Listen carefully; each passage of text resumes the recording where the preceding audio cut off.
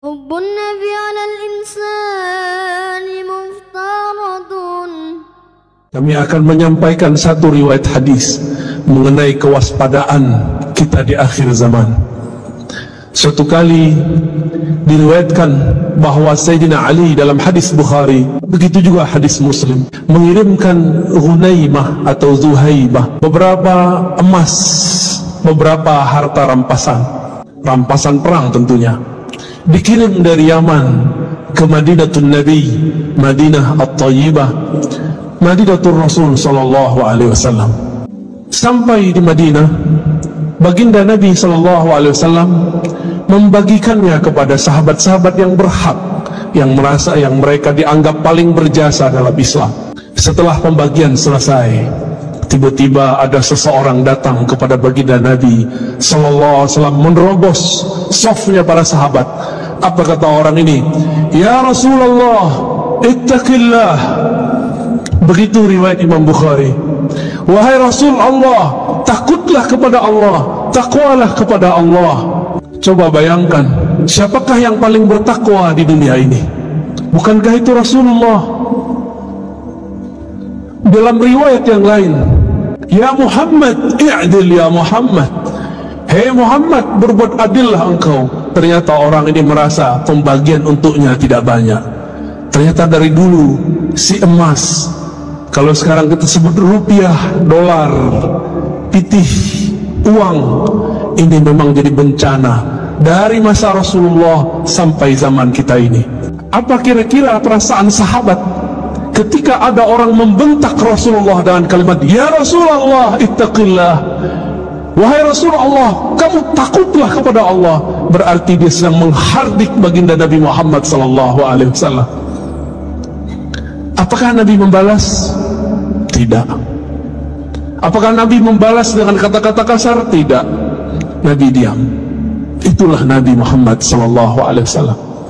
Tiba-tiba Sayyidina Khalid ibn al-Walid sedang menghunuskan pedang. Tangannya gemeteran, menahan emosinya melihat kekasihnya Rasulullah dihardik oleh seseorang. Apa kata Khalid? Wahai baginda, izinkan aku untuk menebas lehernya. Apa kata Nabi SAW? Nabi dihina tapi beliau tidak membalas menghina. Apa kata beliau? Biarkan dia, mungkin dia masih sholat. Wahai Rasulullah, dia tidak sholat dengan hatinya busuk. Wahai Rasulullah, apa kata Nabi kepada Khalid? Wahai Khalid, aku tidak diperintahkan an unaqiba ma fi sudurin nas. Aku tidak diperintahkan sama sekali untuk mencari tahu isi hati manusia, tidak jadi juri hati orang, niat orang. Akhirnya Khalid langsung memasukkan pedangnya yang tadi sudah hampir terbang melayang, membunuh orang yang kurang ajar kepada baginda Nabi sallallahu alaihi wasallam. Lihatlah akhlak beliau, dicaci, dihina, biasa saja, tidak balas menghardik, diam, dibiarkan. Kenapa? Ternyata di saat itu beliau dapat wahyu. Apa isi wahyunya? Beliau mengatakan, saya khuruj min di'di hadzal rajul, akan keluar dari generasi laki-laki tadi yang menghardik baginda Nabi sallallahu alaihi wasallam, qaumun yatluna ayatillah, sekelompok orang yang mereka fasih baca ayat Allah, yatluna ayatillahi ratba, baca ayat Allahnya sangat fasih, hafalannya ratba, sangat banyak dan lancar. Tetapi Al-Quran yang dia baca tidak tembus kepada kerongkongannya, apalagi ke dalam kalbunya. Tapi kemudian Nabi bersabda, inilah kalam yang sangat berbahaya, inilah kalam yang disimpan Nabi. فَإِذَا لَقِيتُمُوهُمْ فَقْتُلُوهُمْ, jika engkau bertemu mereka. Inilah yang sulit diterjemahkan. Apa terjemahan faqtuluhum? Apakah diartikan membunuh atau diartikan memerangi?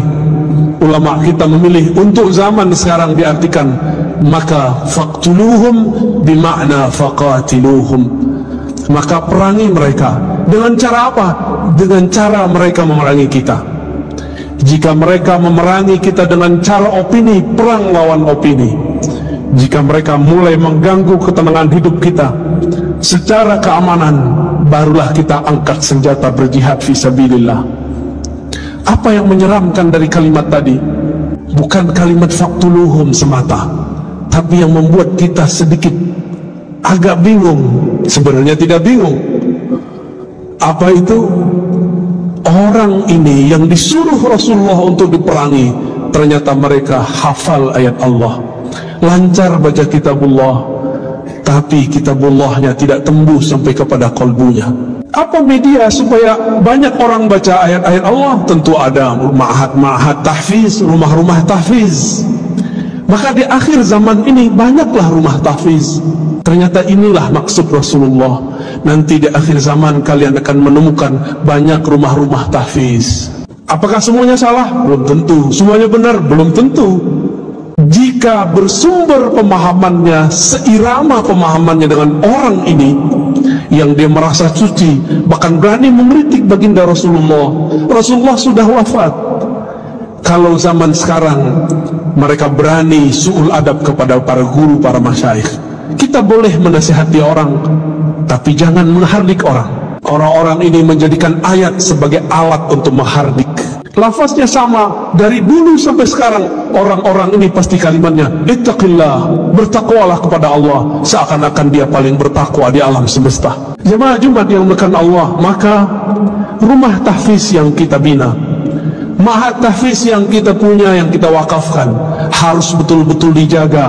Jangan sampai kesusupan pemahaman pengikut orang yang ini. Mohon kita semua menjadi pengawas lembaga-lembaga wakaf. Mohon kita menjadi semua pengawas rumah-rumah tahfiz. Apakah ini mengajarkan kurang ajar kepada Rasulullah, kurang ajar kepada pewaris Rasulullah, atau mereka yang mengajarkan cinta kasih, adab kepada wali Allah? Bapak, saudara, sahabat jamaah Jumat yang dimuliakan Allah, berdasarkan hadis ini, ulama-ulama kita sekarang mulai kebangkitan, mulai sadar. Kita mesti bersanad, mesti bersilsilah, mesti berguru dalam ilmu apa saja. Bagian akhir yang kamu sampaikan, ketika awal abad kedua, Al-Imam Muhammad ibn Sirin, seorang tabi'in, bertemu sahabat-sahabat Rasulullah.